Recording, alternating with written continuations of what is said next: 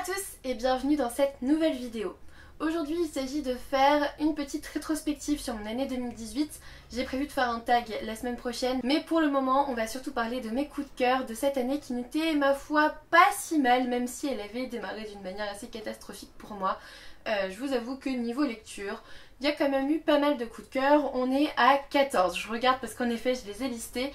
En fait à la base on est à 13 véritables coups de cœur, mais j'ai décidé de vous parler aussi de ma lecture en cours en dernier parce que je ne sais pas si ça sera un coup de cœur parce que je ne l'ai pas encore terminé, mais je pense que ça l'avoisine quand même. Au pire ça sera une très bonne lecture. Le premier coup de cœur de cette année 2018, ça a été pour moi La Vallée des Oranges de Béatrice Courteau aux éditions Charleston. Alors oui, il a remporté le prix du livre romantique, donc c'est pas vraiment étonnant que ça soit un coup de cœur. Ce qui m'a beaucoup plu dans ce roman, je vous en ai déjà parlé tout au long de cette année, mais en tout cas ce qui m'a beaucoup plu, c'est qu'on suivait en effet une femme forte et déterminée dans la guerre civile qui a animé Majorque en 1935, et j'ai vraiment adoré le personnage de Magdalena. J'ai passé un très bon moment dans ce roman qui n'est pourtant pas si simple que ça. J'ai adoré, j'ai simplement adoré. C'est une petite pépite signée Charleston et je me suis laissée surprendre par ce roman aussi. Et puis encore une fois on a ce récit à deux voix, on va être à la fois dans le passé et ça va influer sur le présent. Si vous me suivez depuis un petit moment, vous savez que c'est ça que j'adore chez les éditions Charleston. Ce sont souvent ces récits là qui me touchent le plus, et là ça a été le cas. Donc si vous hésitez au niveau des éditions Charleston, clairement vous pouvez déjà aller vers celui-ci. Ensuite, le second coup de cœur de cette année 2018, ça a été aux éditions Lumen, La couleur du mensonge, donc le livre 1 d'Erin Beatty. Vous n'êtes pas sans savoir que j'ai adoré ce roman, je crois que j'en ai fait une vidéo dédiée, il me semble que c'était vraiment ça.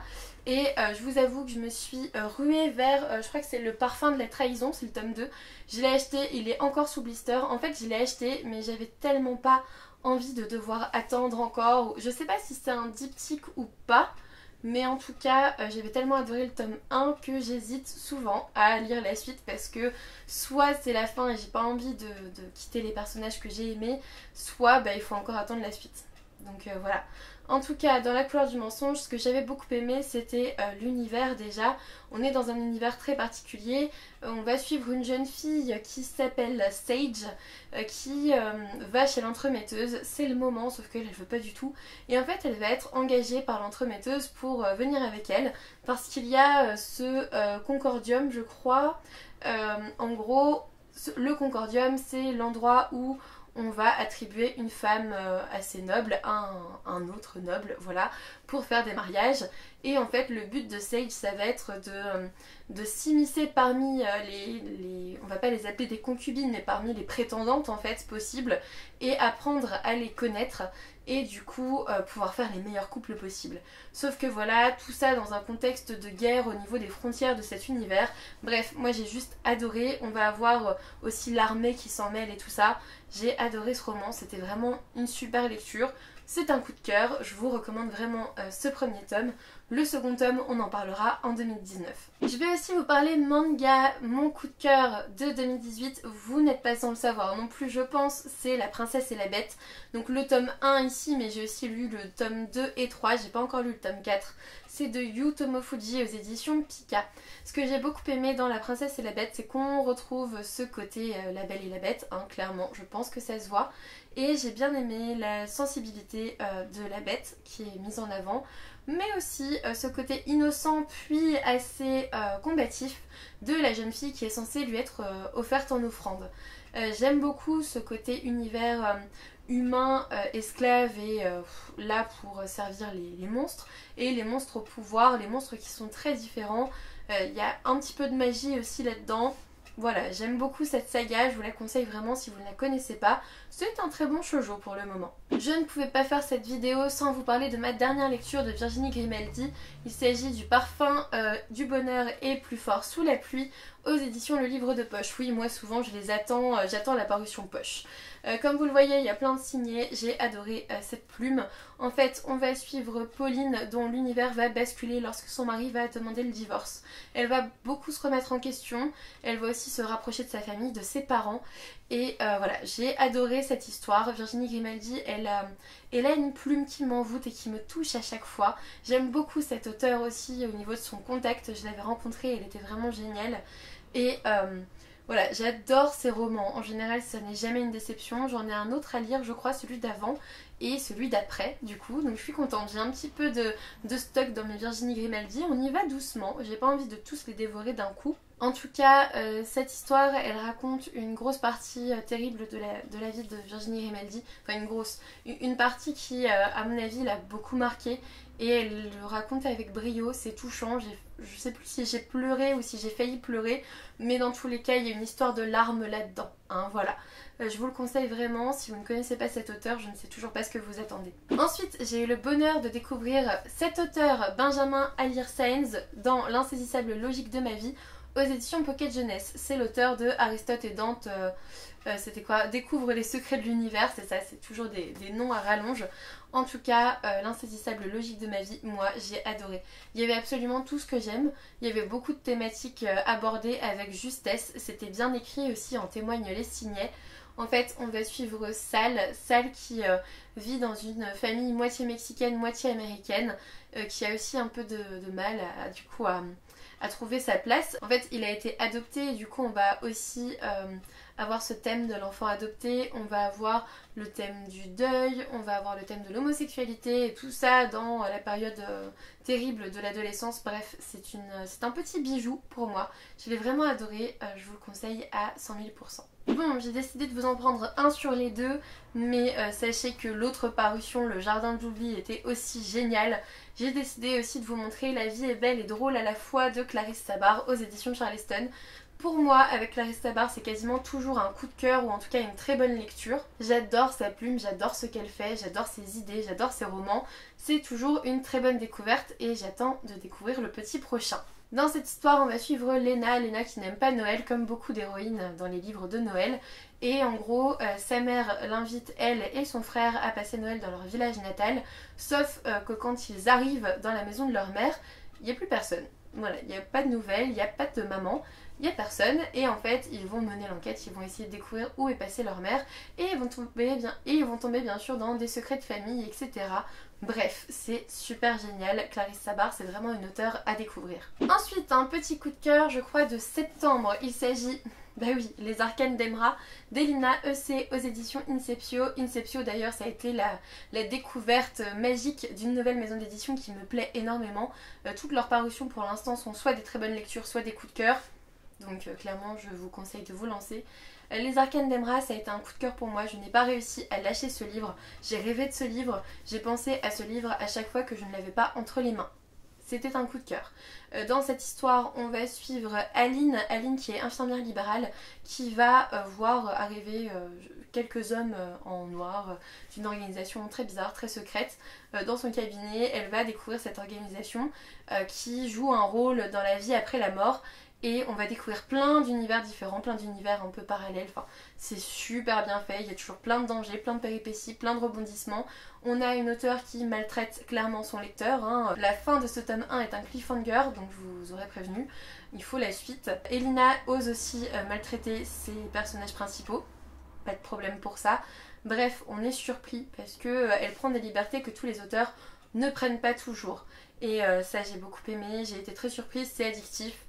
C'est franchement il doit être dans le top 3 des coups de cœur de 2018.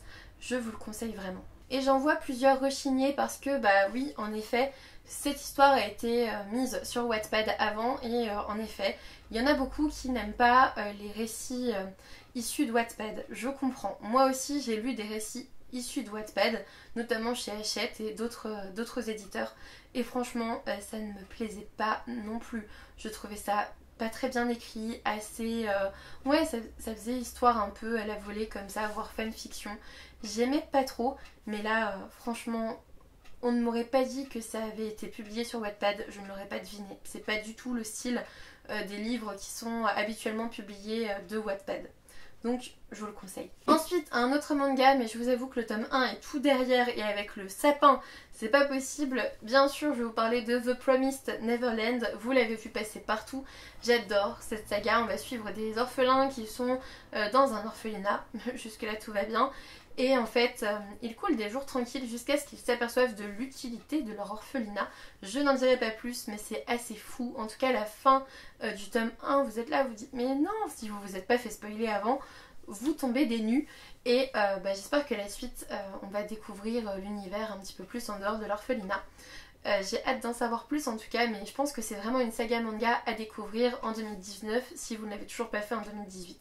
Ensuite, une bande dessinée, je l'ai prêtée à ma soeur, donc je ne peux pas vous la montrer, mais vous vous doutez que je vais vous parler de Harry, tome 1, Les yeux d'Isalo, de Rolling Pen et Cat Mouse James. C'est une bande dessinée dont j'arrête pas de vous bassiner. Je vous l'ai fait gagner au concours de Noël.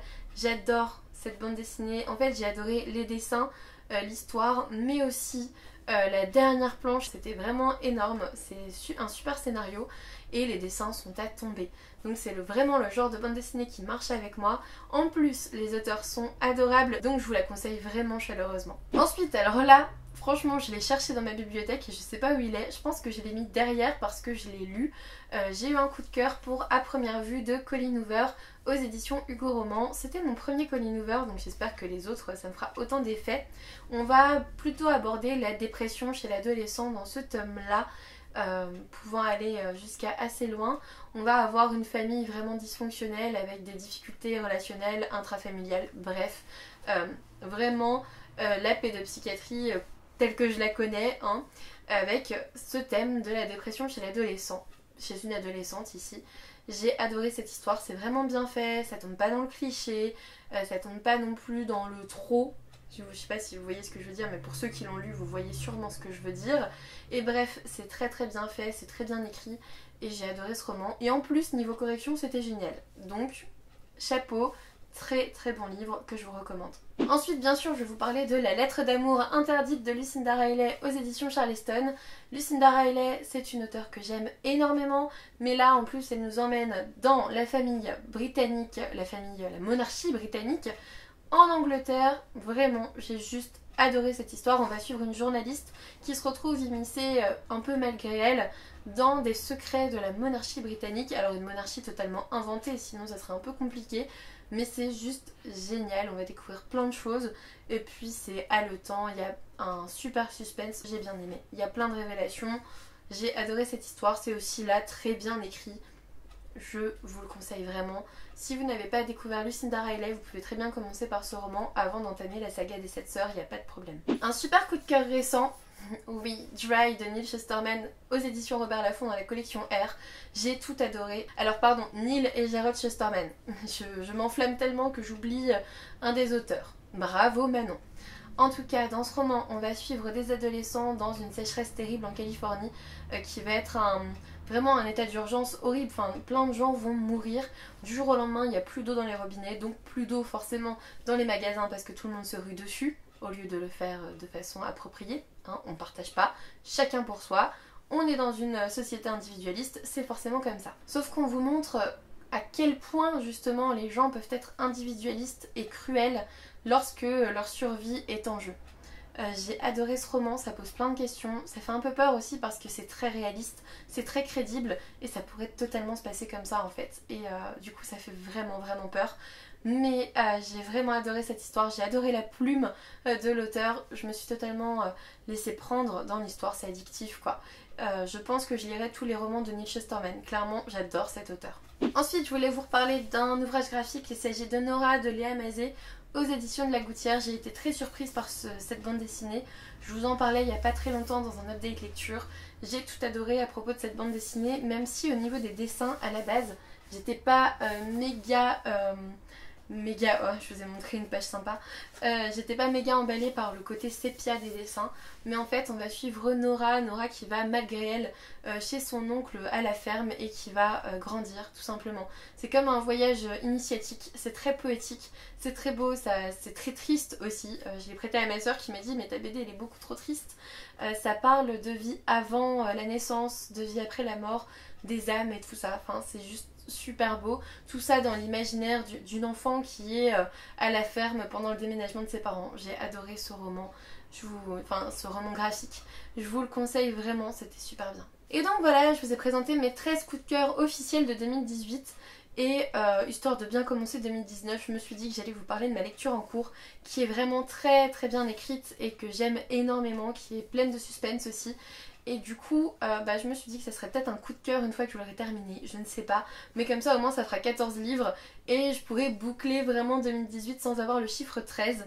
Même si en général le chiffre 13 ne me dérange pas, j'ai pas envie de jouer la superstition. Mon début 2018 a été tellement chaotique que je veux un meilleur début 2019, donc on va taxer sur 14. Voilà. Du coup, je vais vous parler de La tête sous l'eau d'Olivier Adam chez Robert Laffont dans la collection R. Donc comme je vous l'ai dit, c'est ma lecture en cours, je ne l'ai pas encore terminée.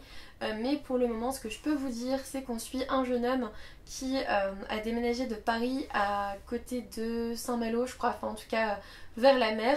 Et le problème, c'est que... Enfin le problème... Ce qui a détruit un petit peu sa vie, c'est que sa sœur a disparu quelques mois auparavant lors d'un concert. On ne l'a plus jamais revue, on n'en a jamais entendu parler. Ils s'attendent du jour au lendemain à ce qu'on leur annonce le pire, qu'on ait retrouvé son corps dans un fossé ou peu importe, voilà, qu'on ait retrouvé son cadavre. Et pourtant, quand la police s'appelle, c'est pour leur dire qu'on l'a retrouvée vivante. Sauf que ce que dit ce jeune homme, c'est voilà, tout le monde pensait que bah voilà, c'est fini, on l'a retrouvée, cette attente est finie. Mais ce que ce livre vous montre, c'est que non, c'est que le début et que la réhabilitation, la réinsertion dans la vie de cette jeune fille, ça va aussi beaucoup peser sur sa famille, toutes les révélations qui vont avoir lieu sur ce qui s'est passé pendant sa disparition. Ça va être terrible pour aussi sa famille, autant elle que sa famille qui vit à ses côtés. Et tout ça on le voit avec son petit frère. On va parler de plein de choses, on va parler bien sûr de l'adolescence, des premiers amours adolescents, on va parler homosexualité aussi un petit peu vite fait. Il y a quelques textes, quelques paragraphes qui m'ont beaucoup plu. Il y a déjà 3 signés dans ce volant. J'attends vraiment de voir la fin parce que pour l'instant je suis à fond dedans. Mais en même temps il fait 200 pages, ouais 220 pages quoi.